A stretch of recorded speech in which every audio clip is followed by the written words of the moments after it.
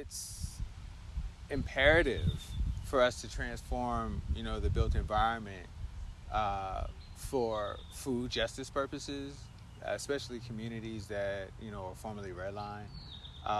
When we have conversations around access to healthy food, we try to pose the question of what did people do before there was a such thing as a grocery store, right? Um, because that helps us unpack just how broken our food system is. In the city, people have grown food before, right? Before there was highways and refrigerated trucks and things like that. But because we've become reliant on, these systems that put food hundreds of miles away from us, we have to recalibrate and reconnect to what it looks like for our communities to actually have local food. Right? This is important, one, because it reintroduces folks in the city to how food gets to their table. Right? That's the first thing. Second, it also provides like environmental services for our urban spaces, stormwater management, for example, urban heat island effect, for example.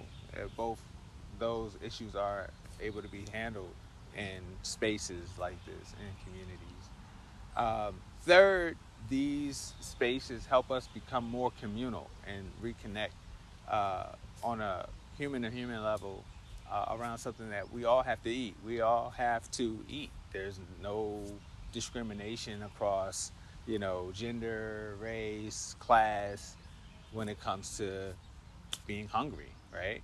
And so creating spaces that speak specifically to the need for us to connect with one another and share and produce and see change in real time happening is of super high importance. It would be helpful if the city had an office specifically dedicated to urban agriculture and not just community gardens. I think a lot of times people think about access to healthy food and they immediately jump to community gardens as if community gardens are the full expression of what urban agriculture looks like. And it's not. It, it is a piece of a larger puzzle, right? We farm here. This space is a production space as well as a training space, right? And so we're spurring economic development through the distribution of food that's sold in communities across the city.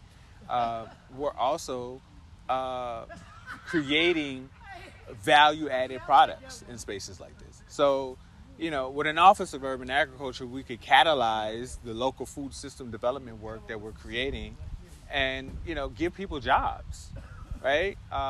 Entrepreneurial agriculture is more than just somebody having a 6x4 raised bed. I think for real, the city could take food justice a lot more serious.